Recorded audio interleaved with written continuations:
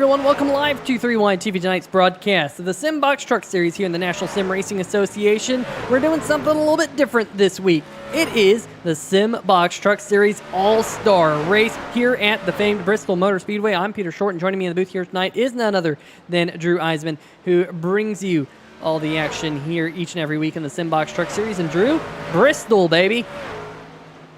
Yeah, it's one of the most unique, challenging, infuriating tracks that you'll come across in iRacing. We already had the Open earlier, which we'll go over, where tempers certainly flared. And you know what? It's the All-Star race.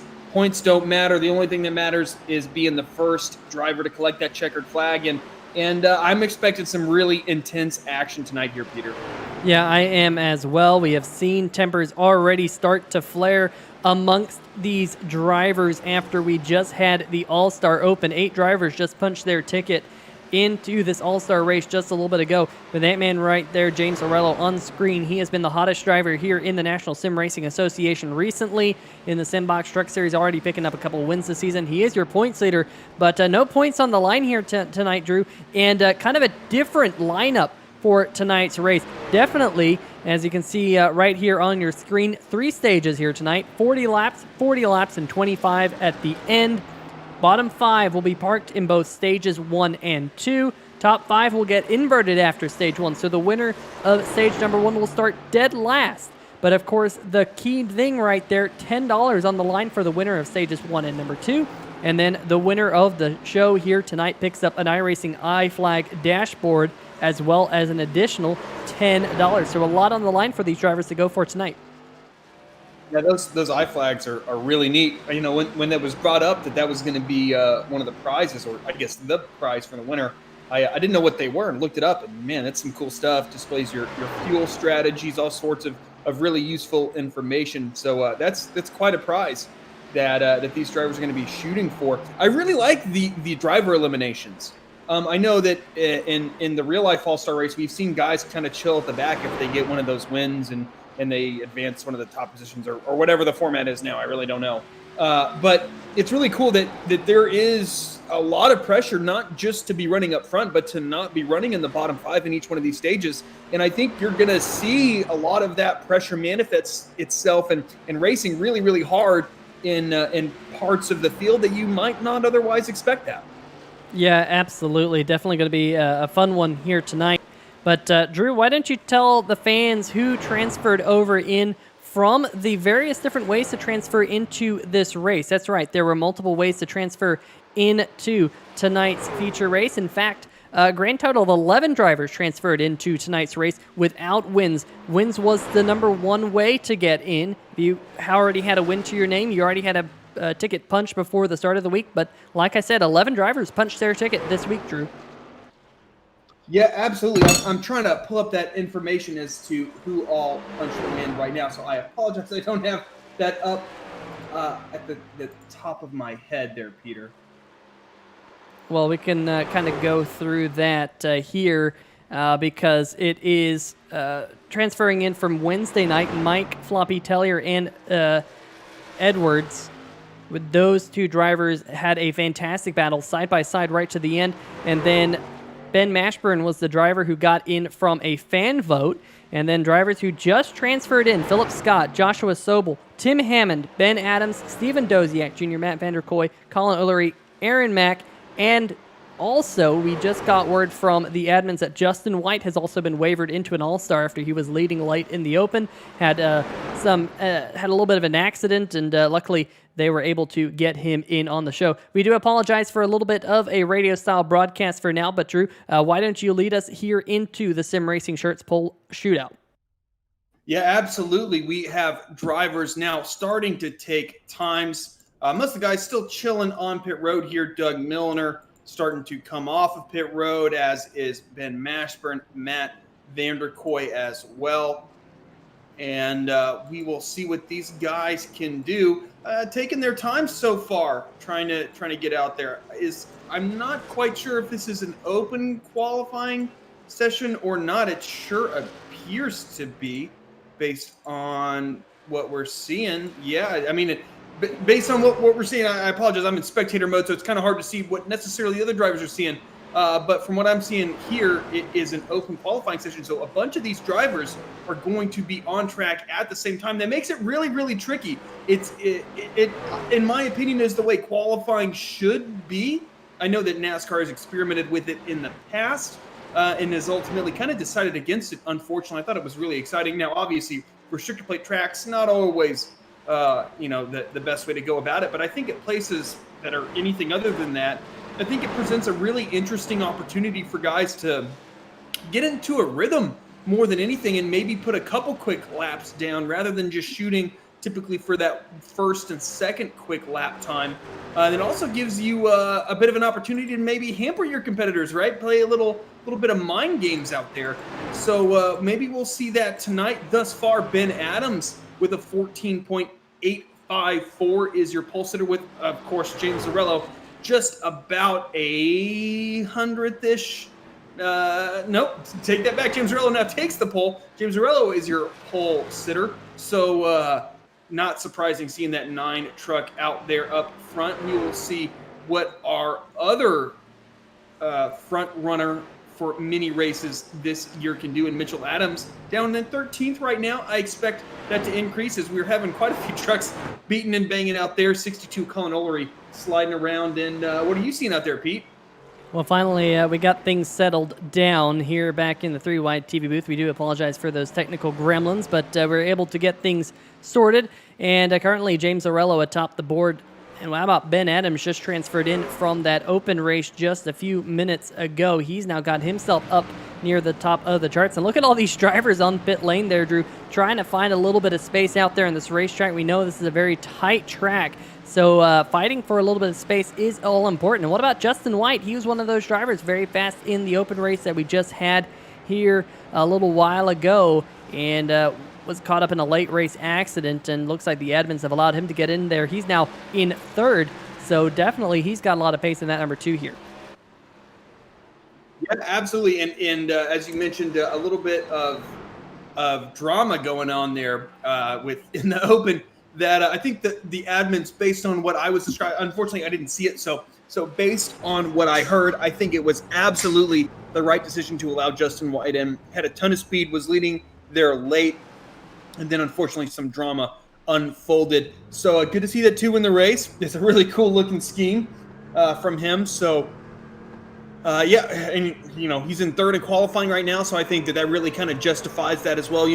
We see in real life in the past that the guys that, maybe win their way into the field and get in through other means, it's always kind of weird when they don't run well, right? Like, well, you won the Open. Why couldn't you do better in the actual All-Star race? Now, we have seen guys go on to win that, but it's certainly not common. So it's certainly good to see that 2-truck run as well as he is. And I don't think there's any shame in being a little bit behind that 9-truck who seems to really have distanced himself there at this point, Peter. Yeah, that number 9 of Lorello. Right atop the board, been fast basically every single time we've been out there on the racetrack this season. This man right here, the number 5 of Ben Adams, trying to run him down. And I'm wondering, Drew, with all these cars running out there on the racetrack now, they've definitely heated up the upper lane. Usually the upper groove is the fastest way around this racetrack as Ben Adams there cuts up in front of Philip Scott. But I'm just wondering, maybe the racetrack has gone away from these drivers because I'm not seeing anyone really go out there and turn any times inside the top 10. No one's bettering their lap times at this point. So here with about 10 seconds left in qualifying, it does look like Lorello will lead us to the green. Yeah, it's and Bristol is one of those places too where it doesn't take much because it's such a short lap that I'm sure these guys were treating these last few seconds here in qualifying as maybe a little bit of warm up for the race, right? Like this is essentially the track they're going to carry over into the race. So at least they'll be very familiar with this. Man, I love this open qualifying. I literally just sent one of the main league admins a message that, hey, y'all should do this every week. This is awesome to watch. It's far more entertaining for me personally to watch this kind of action rather than guys just taking their 2 laps and bringing it on in. So that was a lot of fun. But here we go, Pete, the All-Star race. Bristol It's happening, and we will set this field up and give you the starting lineup. Yeah, we're going to have to be a little bit quick here tonight with the starting lineup, but we'll get started with the Sim Racing Shirts Poll Award because it does go to driver of the number 9 machine right there, James Zarello, popping up on your screen. To his outside, Ben Adams in the number 5 Lynchburg Shirts machine. Then starting behind them on row number 2 on the inside, Justin White with that new Max Grafix paint scheme on that car. Definitely a great looking paint scheme on that number 2 machine right there, with Mike Floppy Tellier, one of the drivers who transferred in from the Wednesday night race. That was actually after the Wednesday night event that they had at Darlington. Mike Tellier won that race. He's going to start this one in 4th. On row number 3 on the inside, the 971 of Nathan Maurer. Good qualifying time for him. And to his outside, your reigning Simbox Truck Series champion, Mitchell Adams. Row number 4 in the 7th position on the inside, your winner from earlier this season at Atlanta, Jeff Price, and Philip Scott, who just transferred in the number 44 truck. Rounding out your top 10 on the inside, the number 25 machine of Tim Hammond. And how about the number 30 of Joshua Sobel? Starting 11th will be Jeffrey Johnson Jr. Pretty good qualifying effort for him. He's one of those guys that doesn't always have the best qualifying effort, but always seems to be up there late in the race. Doug Neal, last week's winner, starting 12th. Colin Ullery, 13th. Stephen Doziak Jr. in the 05 truck will be starting 14th. Ben Mashburn in 15th. We talked to him last week. He is expecting a good run here at Bristol, one of his favorite tracks, with TJ Buck starting to his outside in 16th. Matt Vanderkoy in that 60 truck will be starting 17th, and Doug Milliner in 18th. Bill Edwards, who has had such a good early part of the season and then has kind of faded lately, he'll be starting 19th, trying to turn that around. And then kind of a bit of a mishmash here will be Cody Johnson, who's apparently starting 20th, even though it's showing 21st on iRacing. Nonetheless, he didn't take time, so he'll be starting 20th, with Chris Darling in that 47 truck starting 21st. And to his outside and rounding out the field will be Aaron Mack in that 21 truck. Yeah, I'm not sure if any of those drivers a little bit further back in the pack will be starting here tonight, but the truck's finally rolling out here at the Bristol Motor Speedway. And one thing that's going to be a little bit different here tonight, Drew, is no iRacing thrown caution flags. All these drivers here tonight will have admin thrown cautions, and that will be good. So hopefully we can keep these cars clean and green. Again, we will bring it up one more time for you guys right there. First stage, 40 laps. Second stage, 40 laps. Final stage, only 25, 105 laps here tonight at Bristol Motor Speedway. Bottom 5 will be parked after stage 1 and 2. And one thing I forgot to mention, Drew, in all of this, caution flags do not count here tonight in the All-Star race. Yeah, it's certainly good that these are admin-only cautions, as the laps won't count, so hopefully won't be too many of those. You will see. It's going to be interesting to see, do the admins determine that this is I guess, are they going to be more conservative with their caution calls, or a little bit more flag happy than the default iRacing software? We will see, as here comes James Rello leading them out of turn 4 and green flag. A little bit of a delay there for our leaders, which gives that 5 truck a really, really good start to that outside, which, as we know, is the preferred line on the long run. But James Zarello doesn't care. He's going to take that top spot from the inside line, clearing that 5 truck. And here we go. Under green. First lap already at Bristol. These laps go by so quick. Oh, caution. There's a big wreck in the back right there. Looks like it involved the number 33 of Jeffrey Johnson Jr. We'll see if we can catch this one here on the 3-wide TV replay. A little bit further back in the pack, there he is with Josh Sobel. There's Doug Neal right behind him, last week's race winner. Oh, the 33 just gets loose. The 77, a little bit of contact with the 62 of Colin Ullery. And all things considered, Drew, that could have been a lot worse here at Bristol. Yeah, it's a mini Dover, right? Where there's just so little room, especially with the momentum of these trucks. You see that 33 truck, I had heard guys were getting loose in that open, and I think that's exactly what happened in that 33. And I'm really surprised that more guys weren't involved in that. Typically, you don't have a lot of single car incidents here at Bristol. And so a good job by the 33, good job by the rest of the field to keep themselves out of that. And I don't think anyone's really going to have their race winning, chances altered by that incident. So there he goes, that little spin. Everybody kind of splits him, and the field keeps going. Yeah, so we'll get back to it, back live, where the number 9 machine of James Zarello, there he is, going to lead us around, and unfortunately the first caution flag of the night, but like we mentioned, don't believe caution flags will count here tonight, so we'll have to make sure that, it looks like they're counting up there now. We'll have to find out whether or not they're actually counting in iRacing or whether or not that's a live timing and scoring glitch, but all of my live timing and scoring apps are saying that the caution laps are counting here tonight, Drew. So, might have been a little bit of misinformation there, but at least for now, James Zarello, he is trying to close in on winning the $10 for winning the first stage. And big question here, Drew. I've been to Bristol many, many times in iRacing. This racetrack is very, very difficult to pass on. In fact, it is one of the most difficult tracks to pass on. And do you really want to win stage 1? Do you actually want to start stage 2 at the tail end of the lead lap? I mean, it seems like, at least for me, I would probably prefer to finish in 6th because I'm looking a long game. I want that iRacing iFlag dashboard at the end of the night. I mean, you are better than I with strategy, Peter. I will absolutely concede that. You have beat me multiple races with strategy calls when I'm just trying to get out there and lead as many laps as I can. So, I mean, that would probably be my mindset. But honestly, yours is probably the smarter way to go if you really want to win this thing. But I'm certainly not going to blame James Zarello or Ben Adams or anybody else for trying to get up there and win the first stage. It's always fun to just get up there and lead some laps. But probably your strategy is better to win the overall All-Star race, right? Like it is, but it's one of those deals where it kind of feels odd to just run around in 6th when you feel like you can be leading. So I think that's what we're seeing from this 9 truck right now.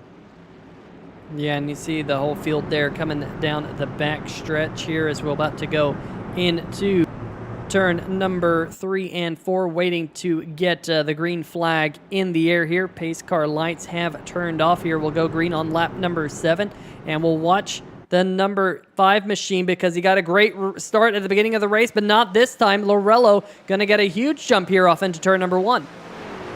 Yeah, that's exactly what that 9 truck wanted. He didn't have the greatest initial starts to the race, but he absolutely nailed that restart, and he will take quite a few truck length lead here just a lap after that restart. Is the 971 truck on the apron there? I think he's coming to pit road. Not quite sure. Yeah, and what's going on there. I'll tell you what, Drew. There was one rule in this first stage, and that is you had to come down pit road and make a 2-tire pit stop. So I think what we're seeing out of Nathan Maurer is he's decided to take this 2-tire pit stop now. Looks like Doug Neal's going to come down with him. Going to be interesting to see exactly how that all sorts out because I'm sure some drivers will decide to wait until pretty much the end. And I think it's a bit early to take that. Personally, Drew, I think I would wait all the way to the end of the stage to make my pit stop. Looks like Doug Milliner in the number 6 also coming down pit road. And the reason why I think I would wait, you don't want to get caught 2 laps down because here at Bristol, you will go 2 laps down by pitting this early. Yeah, but I mean, I guess counter to that, if there's a rash of cautions, these guys will get the lucky dog and everyone else will go 2 laps down to them later. So it's kind of one of those deals where I don't know what the right answer is, and none of these guys will until this first stage really plays out. But they're going to, I guess, have a little bit fresher tires for now. Yeah, it's odd. I think we're going to have a big variety in strategy here, though, Peter. I think we're going to have guys like, I don't want to predict, but I would imagine that the 9 truck has been a guy that has tended to stay out under these longer green runs, longer than other drivers around him. So I would imagine that he would not really risk his position right now and hold off pitting until later. But we're seeing a ton of guys come down pit road early, right? We're seeing this 24 of Ben Mashburn. We're seeing his teammate, the 44 of Philip Scott. We're seeing a ton of guys come down on pit road and make their pit stops early. Yeah, definitely. Currently, we've had out of the 19 starters that we had here tonight. We've already seen about 7 on pit road, and here comes Steven Doziak and Colin Ullery as well. A little bit further back, there's the number 62 machine coming down, and back behind him, there's the Dunkin' Donuts 05 of Doziak. So that leaves only 10 cars now on the lead lap here as we're closing in on the halfway distance in stage number 1 here tonight. 3 stages, 40 laps in the first one, and it looks like that final stage has been elongated to a 30-lap sprint to the end. So going to be interesting to see who walks away with the $10 here in about 23 laps time as James Arello continues to lead over Ben Adams. Been really impressed with the speed out of that number 5 truck here tonight, Drew. He's been one of those drivers in the Simbox Truck Series this season who has been just trying to get a solid finish. We've seen a lot of pace out of him, but it seems like he's had a lot of bad luck, and here so far, making his own luck up there in the top 2. Yeah, I mean, we heard from Ben last week about how excited he was for Bristol, how much he really enjoys short track racing, and we're just seeing that manifest itself tonight. I don't really think that we have seen any other driver outside of last year's champion in that 49 truck of Mitchell Adams compete with James Arello, like be able to hold their own with him, and we're seeing that right now as the 5 truck cuts it down onto pit lane. That basically leaves James Arello, Mike Tellier, Mitchell Adams, Tim Hammond, Jeff Price, Josh Sobel, and Justin White, and Justin White pits. So just the top 7 drivers now have not pitted. Yeah, going to be interesting to see exactly how that works out for them. Lorello there, he is still working around the racetrack as we're now into the second half. And Drew, the rule is you have to come down, you have to make a 2-tire stop. You don't have to take fuel, I don't believe, but you do have to take 2 tires. And it's just going to be interesting to see exactly how that all pans out. I'm looking up and down the scoring pylon to see if anyone has had any type of speeding penalties. As here comes your race leader, James Lorello, the number 9 machine. He's headed down pit road. So far, he had led every single lap, but he's not going to lead every single lap for too much longer because that man right there, Tim Hammond in the number 25 Indianapolis Colt Chevy Silverado, will flash around him and will get to the start-finish line first this time. That leaves him, Jeff Price, is the only 2. Oh, contact! The 2 machine has gone around, and the 2 of White is up in the wall. Caution flag is out, and that's going to change everything, Drew, because we got a ton of cars stuck a lap down. It certainly will, as Tim Hammond, Jeff Price, they're the 2 that have stayed out so far, but are James Arello and Mike Tellier, are they going to be the 2 drivers that benefit from this? Because they're at least going to get the wave around, and I think they showed a little bit more speed than that 25 and the 14. I think they will both go 1 lap down. We will see if they can stay just that, because if so, they are in a really good position. There's only going to be 4 trucks on the lead lap here. Now, granted, I don't think this is going to be our last caution, but here we go, queuing up this replay. Looking at this 2 truck coming out of the pits, cold tires. What happens here? We're coming onto the front stretch. Just guys kind of darting all over the place. Oh, the 14 truck just kind of missed his pit road entry just a little bit, and unfortunately, the 2 truck was the one to pay the price. Yeah, we'll get another one, another look at that. I know Jeff Price will probably be kicking himself after that one. This is from high atop the blimp cam. The blimp doesn't have a great shot here at Bristol Motor Speedway, but it looks pretty good here. Yeah, just overshot his entry down onto the flat down there, and definitely not what Jeff Price wanted to have happen, not what Justin White wanted to have happen, because he now finds himself with quite a bit of damage. But you can see that Ford Mustang pace car right up there, and Tim Hammond, your current race leader here, as we're now closing into about 13 laps to go in stage number 1. It's really worked out well for the 25 truck, right? Started 9th, which is a respectable starting position for the 25 truck, not the 9 truck. The 9 truck, though not in bad position. For the 25 truck of Tim Hammond, he started 9th, respectable starting position for that 25. But I don't think he really had the pace, thus far at least, to go up there and compete with the likes of James Arello and Ben Adams. But hey, right, it doesn't really necessarily matter. If you play the strategy right, that's just as valid of a win as anything else. And that's exactly what this 25 truck has done. I'm honestly a little surprised that we didn't see more guys stay out longer and anticipate this. You know, I'm actually thinking about this in my head now. And we know Hammond has to come down pit road. But what Hammond doesn't have the benefit of doing, Drew, is he doesn't have the benefit of catching up. We got drivers like Lorello, Tellier, Adams that are 3 cars that are currently 1 lap down.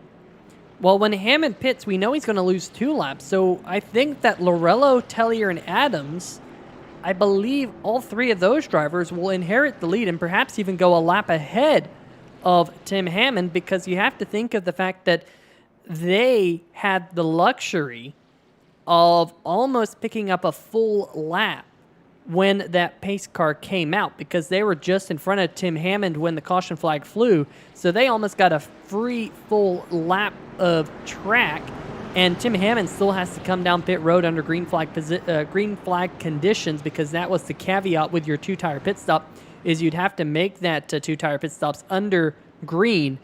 So he still has to come down. We're just going to have to wait and find out when that's going to be. But this, I think, is going to be a pretty crazy restart here, Drew, with about 10 laps to go in the first stage. Absolutely, Peter. No, I mean, you're right. You're right. I did not really think about that 25 truck having to pit, and I think this really sets up the 9, the 97, and the 5 truck. But here we go, leading them to the green flag. 25, a good restart. Not surprising there, as he's the only truck on the lead lap, but we'll see how this pans out for him, as he is just immediately going to take that sharp left turn down to pit lane. He is going to try to kind of take a little bit of a gamble, anticipate that these guys aren't quite up to speed yet on a restart. I think that's probably the best move that 25 truck could do. But here we go, Tim Hammond. How many laps down will he go to James Lorello and Mike Tellier, Ben Adams, all of those guys that were 1 lap down before? It's going to be interesting to see how this pans out, Pete. Yeah, and in fact, Lorello's already flashed by Hammond in the number 25, so the number 9 once again inherits the race lead. He will flash by this time to lead his 25th lap of this first stage.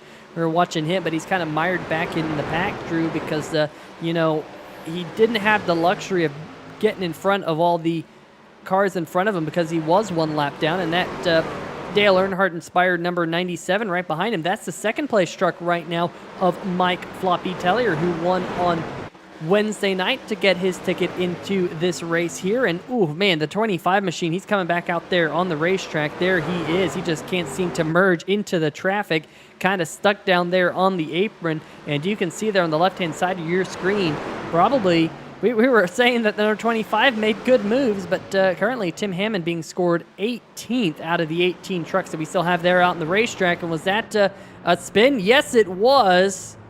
And caution flag's gonna wave. It looked like that was the number 77 of Doug Neal, who possibly had a little bit of a hiccup there. No, excuse me. That was actually the 971 of Nathan Maurer. We'll see if we can get another look at this. And there's the 971. Oh, contact with your second-place truck. It happened in front of him, and there's contact with Ben Adams in the 5. Wow, that was some big contact there. I think it happened in front of him, so we'll see if we can dial up exactly what happened. Here's Colin Ullery, and I think it happened up here with Ullery, Drew.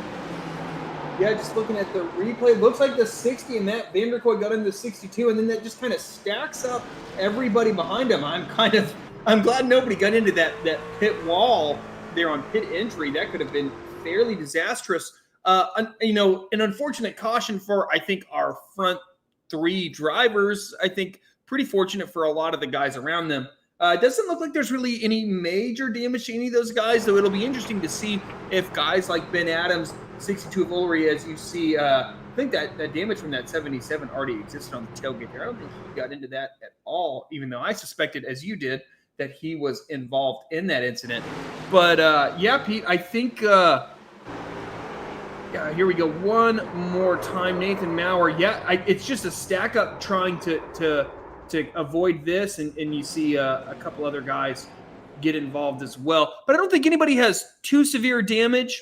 It'll just be interesting to see how this impacts the strategy of a lot of these drivers. Well, I think we're getting the strategy calls right now, because Mitchell Adams, James Lorello, and all the trucks that were on the lead lap, they said, you know what, I'm just going to come down pit road here right before the stage break and come down, get some fresh tires. The big question is this going to be the first stage break? And it looks like Mike Tellier in the number 97 won the race off pit road, but I'm hearing that Mitchell Adams in the number 49 is your new race leader. So be interesting to see exactly how the in-race officials call this one, whether or not this is the one and only stage break. We'll probably get to hear, or not the one and only, excuse me, the one of 2 stage breaks, and the winner of this stage break will get the 10 iRacing dollars added to their account. So definitely got to say, if it ends up being Mitchell Adams, interesting strategy call, but it's got him to the front.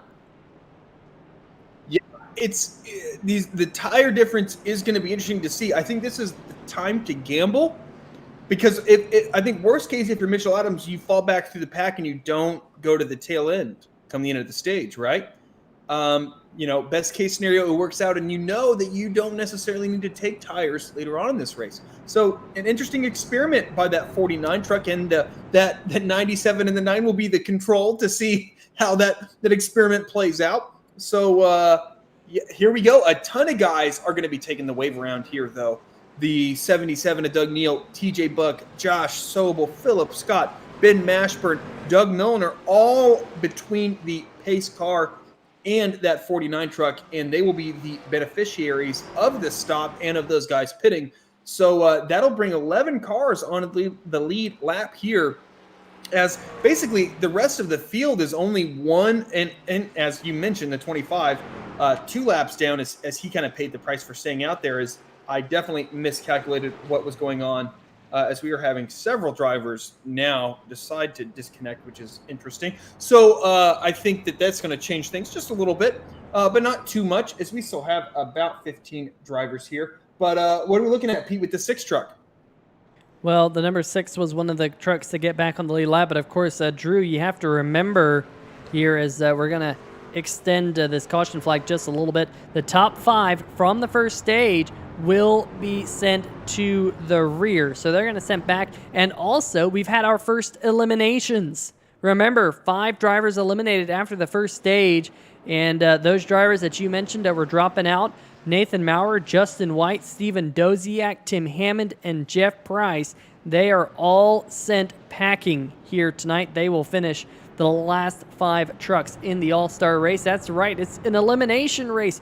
You don't want to be in the bottom 5 right there at the first stage, and we'll have another 5 eliminated here after the end of stage number 2. That's the second bullet point there on the page. And now we're going to watch the top 5 from stage number 1 race their way back up through the pack. So definitely going to be fun to keep an eye out on that one. Let's go back up to the front of the field, because the man who won last week's race, Doug Neal, and the number 77 machine is currently being scored as the race leader, Drew. And it'd be pretty big if this man could go back-to-back here in the Simbox Truck Series and win the All-Star. Absolutely. Yeah, I mean, we saw what Doug Neal could do in the last race here last Friday night. And, just because we saw that 9 truck, the 5, the 50, be so quick in the 97, shouldn't discount good old Floppy Tellier from his pace early on. Just because those guys were quick early, they're back in the pack now, and all sorts of things can happen when you're running, outside of that top 10, right on the tail end of that top 10. But here we go, green flag racing, as that 77 will lead them down with a couple trucks right between he and the lead, kind of like old school NASCAR. But here we are looking at that 49 truck there, Peter.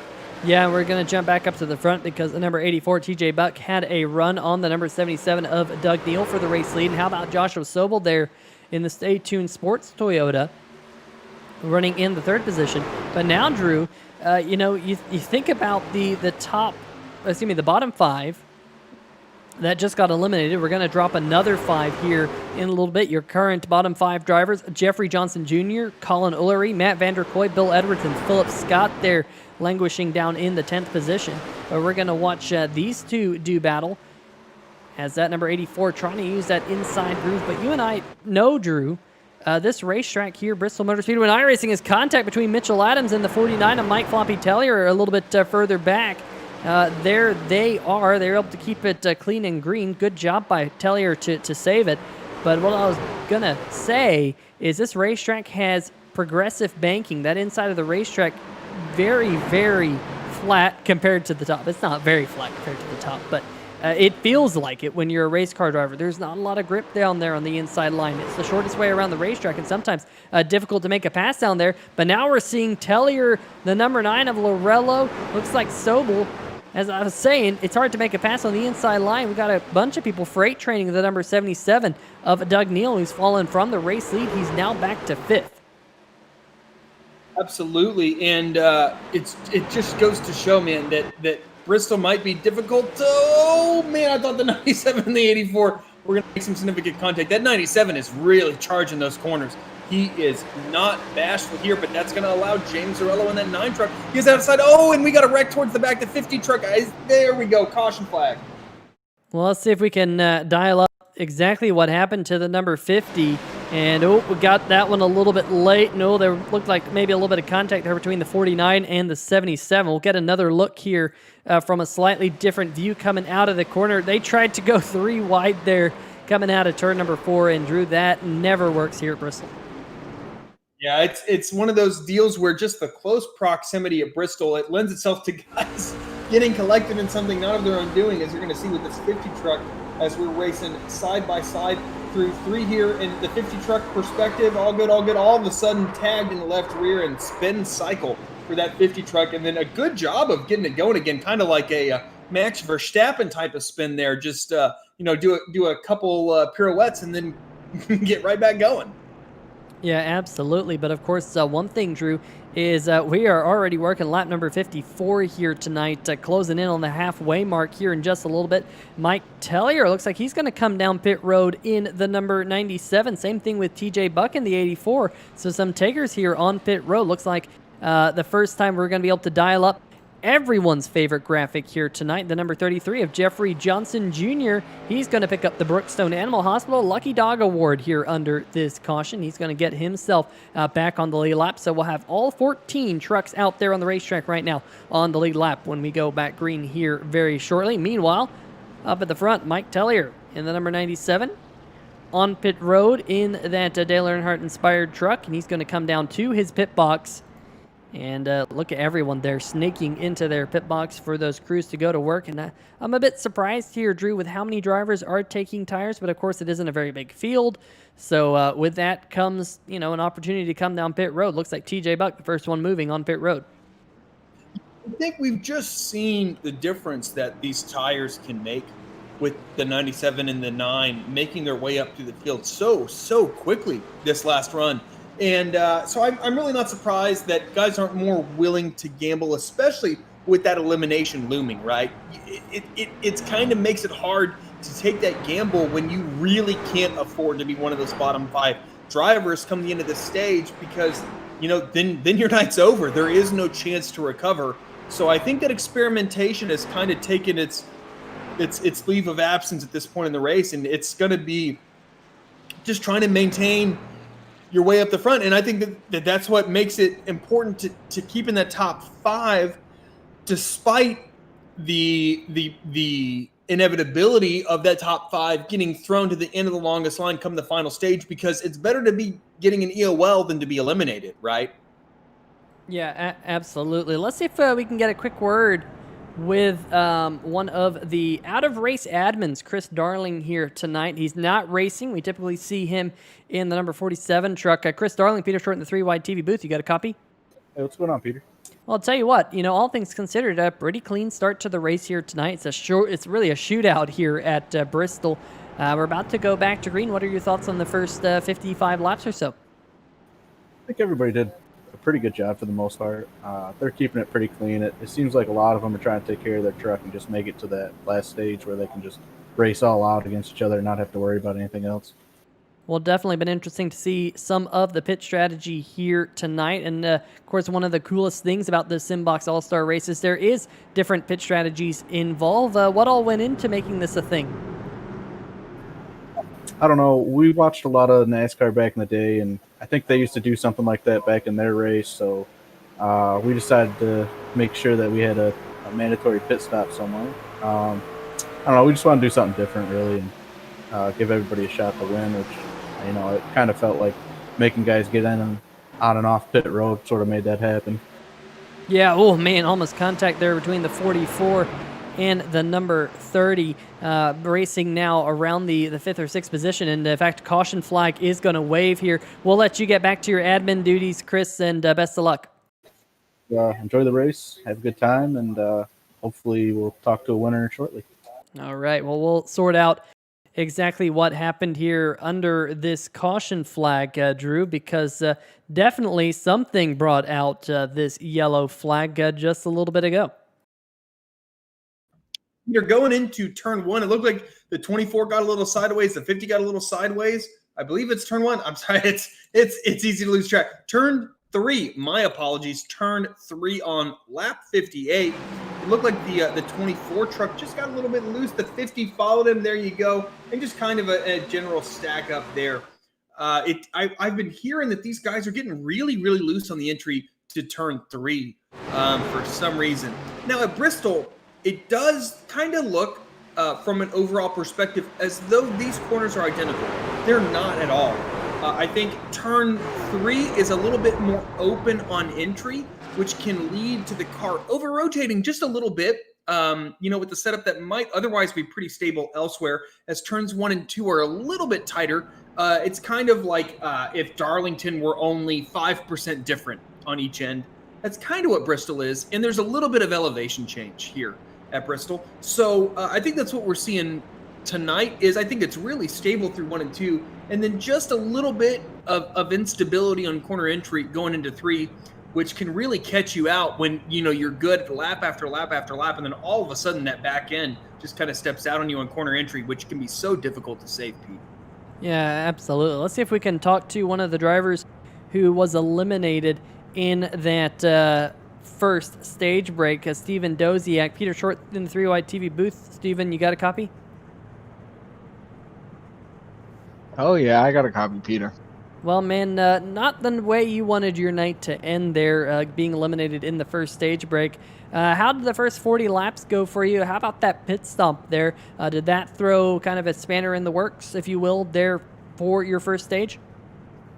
Yeah, I tried to enter off of 4, and I slowed down and caught me more laps down than I should have been. So that's a mental error, and I'm just happy to make it into the All-Star race tonight. Yeah, tell us about your open race that we had just prior to this one, because it sounded like sparks were flying kind of all over the place in that one. How did it all pan out for the 05 machine? It panned out well for me. I started 5th. I think I ended 6th, but right off of turn 1, lap 1, cars wrecking behind me, and right there I kind of just knew just ride and survive in advance, almost like a March Madness tournament. Yeah, definitely was an interesting one. Well, Steven, unfortunate for you, but I'm sure we'll see you back 2 weeks' time here in the Simbox Truck Series for more action here in the National Sim Racing Association. Before we let you go, any shout-outs? Yeah, shout out to you, Chris Darling, for putting this on. My teammates at TNR, Garrett Gleason's in the chat. Hopefully Mike and Philip get it done tonight. All right, well, we will see if they can. Best of luck there. We'll see you in 2 weeks' time, Doziak. Peter, have a good one. All right, well, the pace car lights have indeed turned off once again. And up at the front of the field, the number 97 in that truck on the outside will lead us back to green flag again. There goes the pace car down onto pit lane. And the number 97, Mike Floppy Tellier, gets us back underway. And again, great restart for him. They're side by side behind him. Well, 97 certainly has nailed these restarts, both this time and the last time, as he will take quite a few truck lengths here on the first lap. And in fact, Mitchell Adams is able to capture that second position as that 9 truck kind of struggled getting up to speed here. James Zarello, I mean, we've seen him not be able to nail restarts before, and I think that we've seen the most speed out of that 9 truck. But looking a little bit further back in the pack is that 30 of Josh Sobel, racing guys around him like the 6 of Doug Milne or the 24 of Ben Mashburn. But this is where I think a lot of this action is going to take place. Right, this is kind of right on that precipice rather, to enunciate correctly, of that bottom 5, right? I think right now, I don't know if Doug Neal technically counts. That's what's going to change this. But we're looking at 9th position being the guy that will be able to carry over and not be eliminated. So right now, that is Colin Ullery in that 62 truck, as we're now focusing back on that 97 of Mike Tellier in the race lead. But so that's going to make that 9th position incredibly competitive. And if it's not 9th, it's 8th, in fact.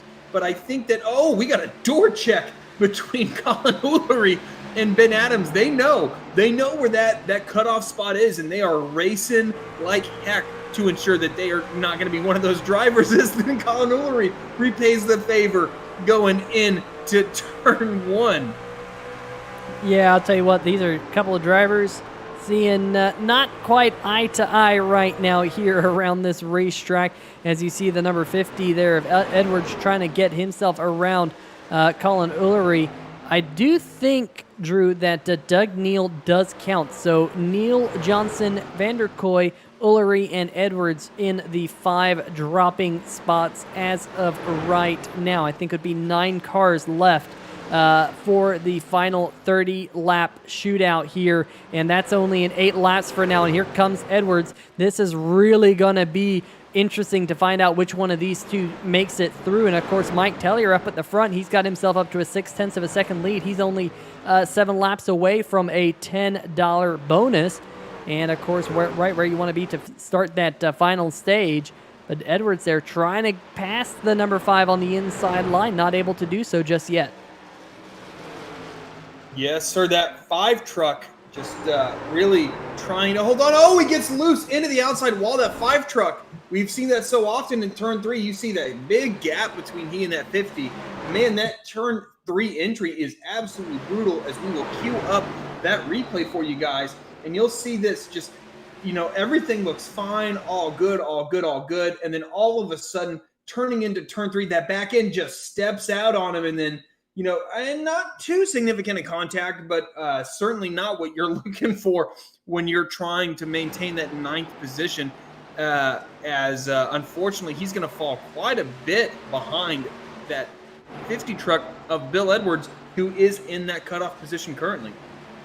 Yeah, he is in that cutoff position, and we only have 3 more laps to go until the yellow flag is going to wave, and Tellier will be presumably $10 richer. He's all got himself up to a 0.9 of a second lead up at the front. Back behind him, though, Mitchell Adams and the number 9 of Lorello, they're nice and tight with one another. Then it's a gap back to the 44 of Philip Scott and TJ Buck, who are racing for the 4th position. But it is basically white flag for this stage, and a caution flag comes out. Is that going to be the stage break, or has someone gone around, Drew? Not seeing anyone going around on my live timing and scoring here. We'll see if we can kind of capture that. That might actually just be the stage yellow kind of playing out as it would there on lap number 80. We hadn't quite gotten to 30 laps to go, but I think the admins decided to throw the caution flag at that point. And that will set us up here for the shootout to the finish. Drivers that are going to be eliminated under this stage break: Matt Vanderkoy, Jeffrey Johnson Jr., Colin Ullery, Ben Adams, and Doug Neal, who had already pulled off onto the racetrack. But now we'll have to figure it out here, Drew. Are we going to see drivers take 2 tires, 4 tires? What do you think the strategy is going to be to get to victory lane? You got to imagine right now 4 tires is the way to go. It's a little unexpected. Here at Bristol, we typically don't really see tires being a big differentiator in terms of pace. I would think that track position would mean more. But I gotta say, based on what we've seen tonight, I would absolutely take 4 tires and risk being able to overtake the guys in front of me. Yeah, I'll tell you what, at this point, a lot of drivers now peeling off, and they will be retiring because they finished in the bottom 5 of this race here tonight. It does seem like, whoa, Mitchell Adams there in the number 49. He's decided to take 2. How about that? Looks like Tellier in the number 97, he decided under this caution to pick up 4 tires, it does look like. So that's going to be interesting to see how the 2 tires fares against 4. Perhaps Mike Tellier will be in the catbird seat. But, I was mentioning there's not a lot of trucks in this field at this point. So, does the 2-tire gamble work with so few trucks? I mean, there's, lap count winding down. And you and I know, Drew, cautions breed cautions here at Bristol. Want to give a big shout out to the people in the chat here tonight. Tana Himmelman joining us tonight. Stephen Doziak, of course, he got out of his race truck and now is in the chat. Garrett Gleason as well. I know Garrett will be rooting on the man who's currently in the 4th position, the number 44 of Philip Scott. If you're in the chat joining us here tonight, make sure you make yourself heard. We'd love to give you a shout out here.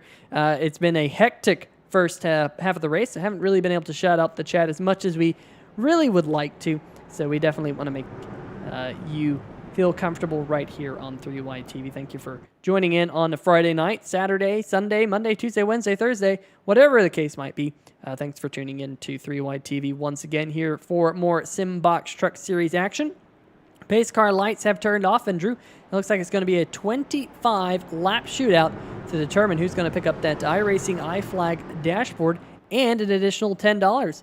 We do know that number 97 of Mike Tellier, he just picked up $10 for winning that stage. Yeah, I got to say, I used to race back in the day with Mike Tellier, and it's a name I haven't heard in a long time. Good to see him still racing and, quite frankly, still exceptionally quick. I don't think we've seen a guy keep pace with the 9 of James Varela quite like that 97 has, especially out of nowhere as we are taking him to green. Great restart by that 9 truck. Yeah, we're running on board with him right now. He's looking at the 49 of Mitchell Adams right back behind him. And for these drivers, oh, big slide out of the number 97, and Tellier's in the wall hard back behind. That is, just as we were singing his praises, that was some heavy contact. Another truck went around back there. I think that was the number 6 of Milliner. But let's see what happened here, Drew. On the 3Y TV replays, got Milliner behind him. And that number 97 goes off into turn number 3, slides up the racetrack. Look at the 6. They're doing some Tokyo drifting there together. And luckily, Tellier was able to catch it after slamming into the outside wall. Not the same for Doug Milliner, who goes around. Of course, admin thrown cautions. He was able to get the Indianapolis Colts F-150 back going straight. And we jump back live here because up at the front, new race leader. Where did he come from? Philip Scott's your new race leader. Holy moly. Yeah, all sorts of things going on here. 9 truck with drama, the 97 truck with drama, and Philip Scott finds himself in the race lead. Yeah, you got a quick peek of that one. That took out your top 2 contenders. We'll go back and get one more look at this one. As the 49 and the 9 were battling, the 49 drops down low, right down there on the inside. Was there any contact coming out of the corner? Yes, there was. The 49 just got into the quarter panel of Lorello, sends him spinning. And that will give the race lead to Philip Scott, who so far tonight has only led a handful of laps. But boy, oh boy, this man right here definitely knows how to get around this racetrack. He holds the first position, and we'll make sure that we're live here and make sure that, all things are good. And there we are. We're back live now. And that 44, Philip Scott, leading the way by 1.3 seconds. And look who's got himself up into second, Drew. That's the number 50 of Bill Edwards. Kind of a Mr. Where did he come from? Because remember, he was fighting for that position to even get into this 30-lap sprint to the finish. Yeah, Bill Edwards, he's been really quick a lot of the times this season. It feels like he's just been caught up in quite a few things in the most recent races. But we'll see. The 44, Philip Scott, we've seen him show pace at tracks that, the higher line rewards. And guess what? Bristol, since 2008, 2009 has absolutely rewarded the guy that can, run that high lane really efficiently, effectively, and consistently. And that's what we're seeing out of that 44 right now. What a wild final sprint to the finish this has already been. And we're only halfway now into the final stage. Philip Scott trying to put the number 6 of Doug Milliner one lap down in that F-150 after Milliner had his troubles there just a little bit ago. But right now up at the front of the field, Philip Scott last time by. You can see those last laps right there at the top of the screen. Philip Scott just a smidgen slower than Edwards. Edwards closing in just a little bit. There he is. And one thing I did notice about Edwards, Drew, in the Wednesday night race was he was able to run down Mike Tellier when they got a little bit of a green flag run in. Was very, very good at saving his tires, but wasn't quite able to make the pass on the number 97 in that race. It just came up a little bit short. And when I say a little bit short, it was less than 0.2 of a second between those two, and they were side by side coming across the start-finish line. And you can see Edwards is clawing just a little bit out of Philip Scott's lead. It was down to about 0.8 of a second. 10 laps to go, though. Now it's down to a half second. Was that a bad corner for Philip Scott or what? Because Scott now, he's going to have to watch out because that number 50 is coming. Absolutely. Bill Edwards really closing in now, down to 0.4 of a second, down from 0.7 that last time by, so 0.3 of a second. The 50 running a little bit lower. I wonder if that low lane is starting to come in just a little bit, as these guys are about 2 seconds clear of the guys behind them, but another 0.2 that last time by. And if that trend keeps up, we will see that 50 truck taking the lead shortly, as he is really making that bottom lane work, as we are really closing in on the end of this race here, as we are coming to 7 laps to go now. The pressure's on that 50 truck. Can he get by the 44 Philip Scott? And we've already seen your two leaders have contact before. Here comes Bill Edwards on the inside line, coming out of turn number 4. 6 laps to go. Could Mike Tellier be in the catbird seat, because he's down there in 3rd now? If these two leaders come together, they will open up the door for the number 97, who's been fast all night long. Coming now out of turn number 4. They are still nose to tail. Edwards going to look down to the low line once again, trying to find a little bit of grip down there. He might have found some, tries to stay level with the 44, but that high line just has so much momentum up off the corner here as we come to 4 laps to go, 2 miles at Bristol. It's all to play here for that 50 truck. You know, you typically really don't want to necessarily get into the guy in front of you for the race lead, but heck, there's a hell of a lot up for grabs here at Bristol Motor Speedway. Is that 50 truck running in 2nd place, the 44 Philip Scott leading them to the white flag here shortly, as we are under 3 laps to go. And oh, Bill Edwards, maybe a little bit of a nudge there, trying to get under the 44. He gets into the wall, and that's all that 50 truck is going to need. He's going to clear him going into turn 1, as there's just 2 laps to go. Does the 44 truck have enough to pull a rebuttal to that 50, as just the slightest bit of a mistake goes, oh, there's contact between the 40 and the 50, the 50 and the 44, my apologies, as the 97 is going to take the race lead here at Bristol. Can you believe it? That is Bristol Motor Speedway. The 50 ends up in tears. Mike Tellier won stage 2. He's going to pick up the iRacing I flag and win the Simbox Truck Series All-Star race. Hasn't run a Truck Series race all season long, and he is gonna go to victory lane here at Bristol. He won on Wednesday night to get into this big dance, and he wins again. Drew, I called it there with about 8 laps to go that if there was gonna be any fireworks between the top 2, this man was in the prime position to take home the win. And how about that? Mike Tellier, so quick, and ends up in victory lane. Wow, I could not have predicted how that last stage was going to go, but Tellier won stage 2 and stage 3. Wow. Exceptional drive by that 97 truck. I thought he was out of it. I didn't even see him there late in the race when the 44 and the 50 got together. Unfortunate for the 50, Bill Edwards falls outside of the top 5. But that's all-star racing, especially here at Bristol. Stuff's going to happen, and, I certainly feel for him. I would be furious if I were in that 50 truck, as I think this league knows that, I don't think I would be as furious given the all-star race, right? Where rules are a little bit different, but that 97 truck doing a classy celebration, pulling it to the start-finish line. He absolutely deserved it, though.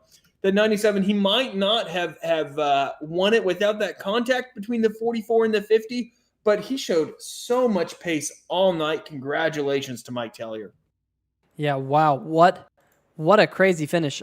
I got to say, it's been a long time since I saw a finish like that here in iRacing at Bristol in a league race. But folks, don't go anywhere because we do have some post-race interviews lined up for you here very shortly here on 3 Wide TV. Don't go anywhere. We'll be right back with your All-Star winners.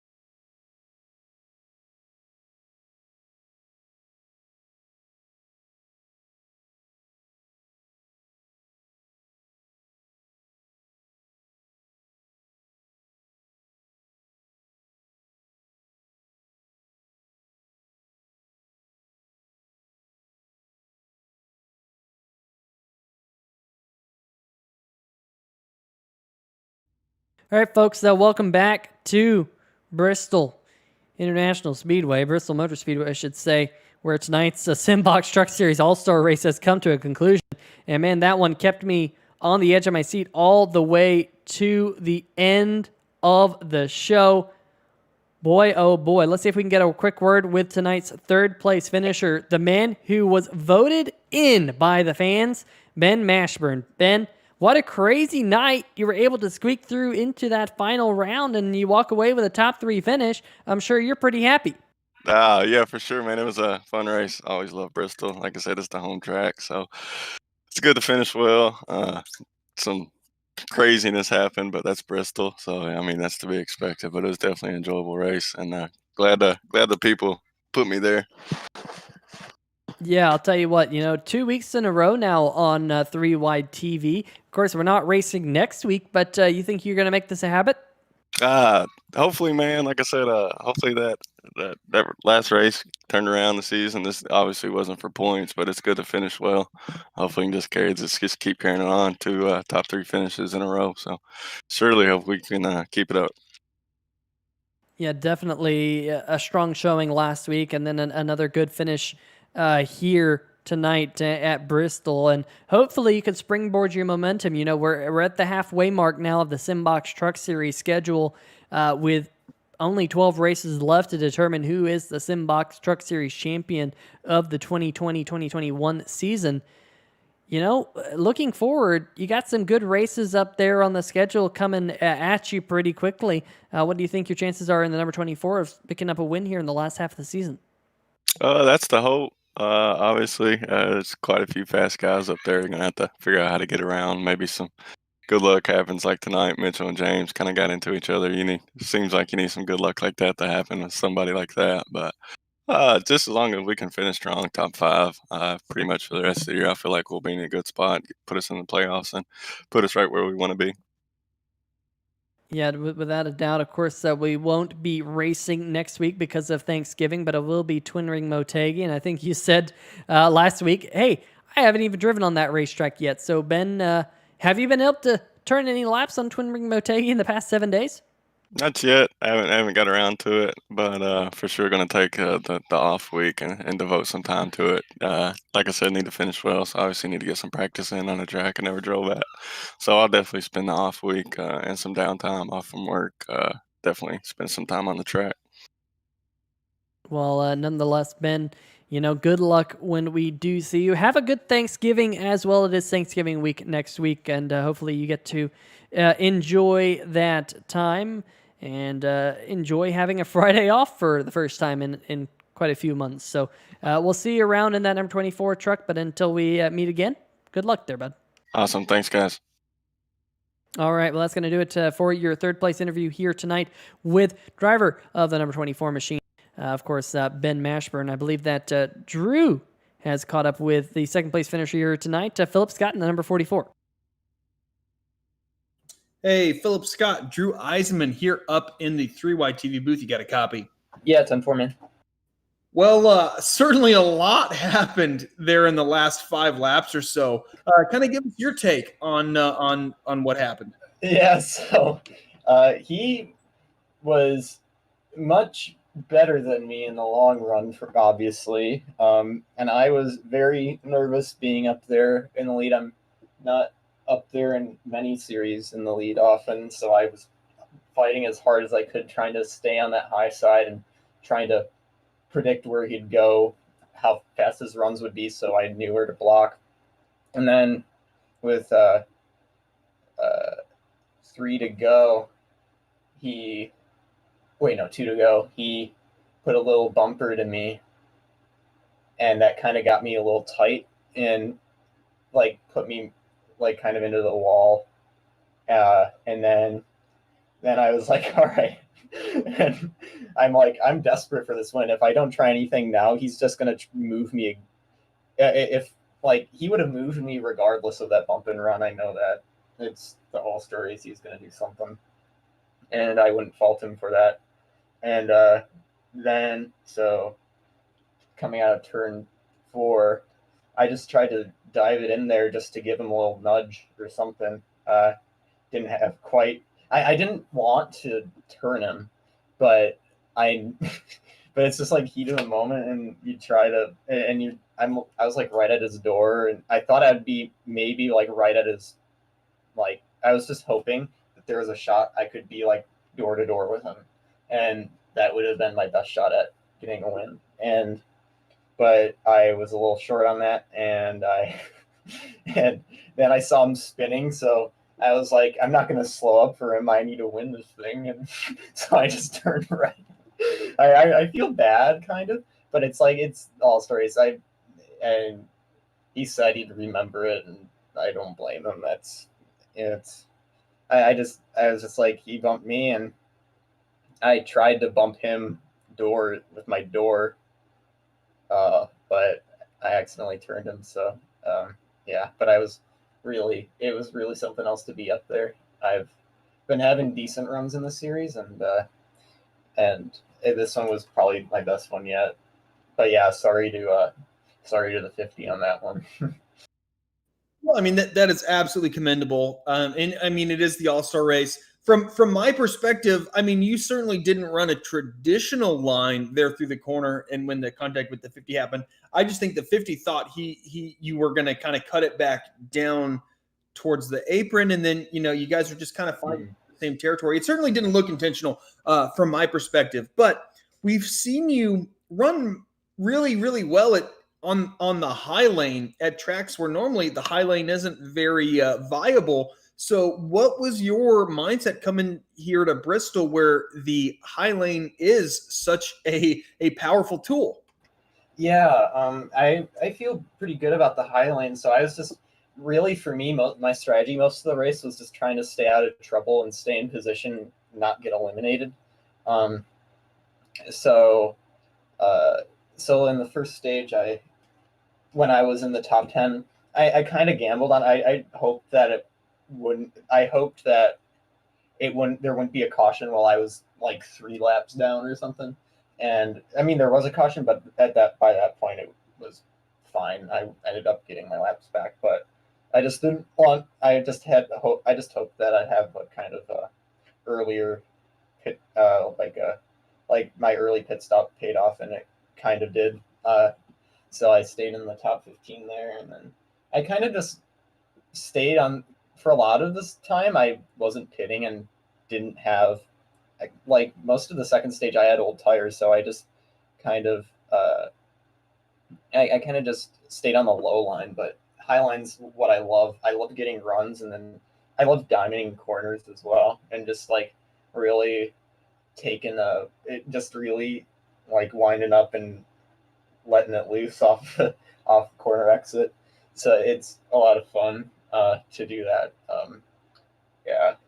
I think I get my affinity for the Highline from Kyle Larson, because I've always been a big Kyle Larson fan, and I'm excited to see him in the Hendrick car next season. So yeah, yeah, that was quite the race. Yeah, I mean, you certainly have a lot to look forward to in real life NASCAR next season. And next race, we are at Twin Ring Motegi. I don't think diamonding is necessarily going to pay off there. It's a bit of a different track, a really unique challenge, and something that I kind of wish more leagues would utilize. What's your mindset going into that? Yeah, I like Twin Motegi a lot. I've never actually tried a stock car there, so I should probably get practicing.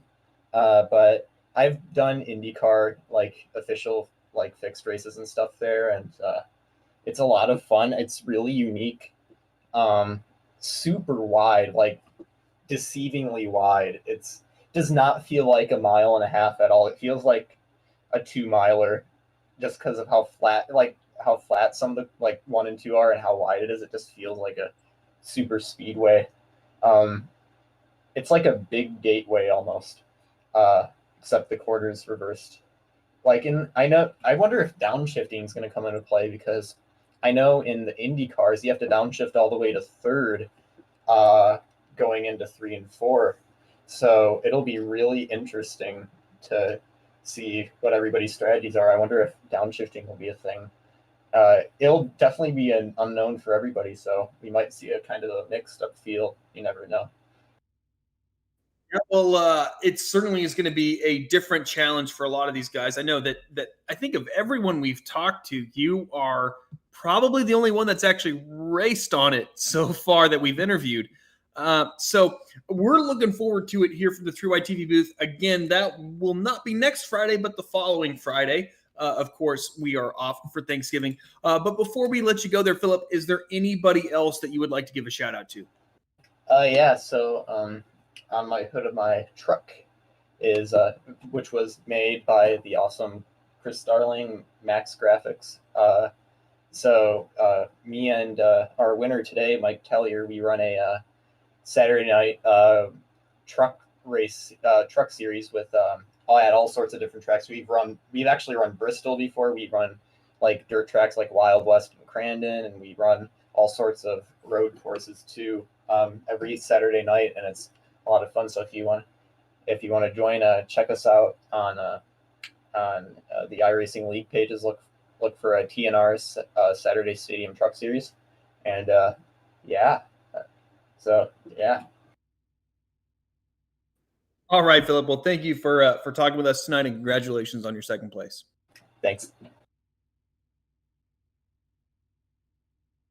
All right, well, I've made my way down to All-Star Victory Lane with the man who walks away tonight with the race win, Mike Tellier. And Mike, your first time in a truck this season in the Simbox Truck Series, and you raced your way in on Wednesday night after racing at Darlington.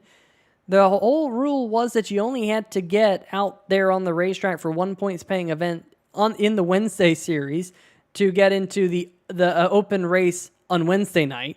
You ended up winning that. You came into tonight, you won the second stage, you picked up $10 for that, and then you walked away with the checkered flag here tonight after some late race antics between the front two. I'll tell you what, Mike, congratulations, because that I couldn't have scripted that final stage any way like it did, because that was crazy.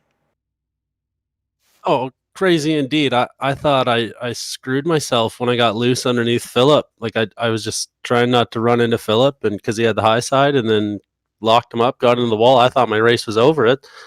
I don't even know what happened after that. I was just driving as fast as I could to get by everybody.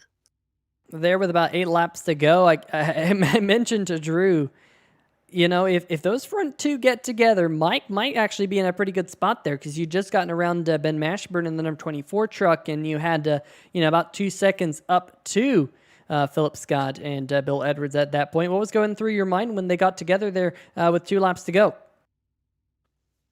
Well, I was just guessing where Phillip wasn't going to be, and then it was a matter of getting through turn 1 and 2 ahead of Philip, because I didn't know how good of a run he was going to get through the corner, if he was going to get back to me. But yeah, when I saw Bill, I think he bumped him in 3 and 4 the lap before, something like that, and I gained half a second there, and I was like, oh, I got a chance. And it was just a matter of how big of a stone Philip was going to throw back, and he threw a brick, and I just jumped through the window, and here I am, victory lane. Yeah, not only victory lane, but really victory lane for the third time this week. You started off your week here on 3Y TV in another series, Total Nonstop Racing League, picking up the win. Wednesday night, you got the win in the Open Invitational to get into tonight, and you end up in victory lane here again. So you're on a little bit of a roll here on 3Y TV. Hey, I'm just glad to be talking with you, Peter. I mean, the more we talk, the better, right? Well, that's usually what a lot of people say around me. Talking to Peter is the best thing in the world. Well, I don't often hear that, but hey, I'll take it for what it's worth up here in the 3Y TV booth. And man, congratulations! Walk into this joint, you pick up the win, and I know you were a bit disappointed with how Darlington turned out on Wednesday night for you. In the Wednesday night series here in the National Sim Racing Association. But how about that iRacing iFlag dashboard that you're picking up with this win here tonight? That's mega. Oh, it is. I can't wait to get my hands on that thing. I was looking at some of the pictures Chris Darling put up. I really have no idea what it is, so I'm pumped to get my hands on a new toy. Well, that you will. You'll be able to do all of the bit calculations and all that stuff with the dashboard. Pretty cool thing from the iRacing iFlag folks. Definitely check that out, and definitely the prize for tonight's race. So congratulations on picking up that one, Mike. But before I let you go, you got any shout-outs for us?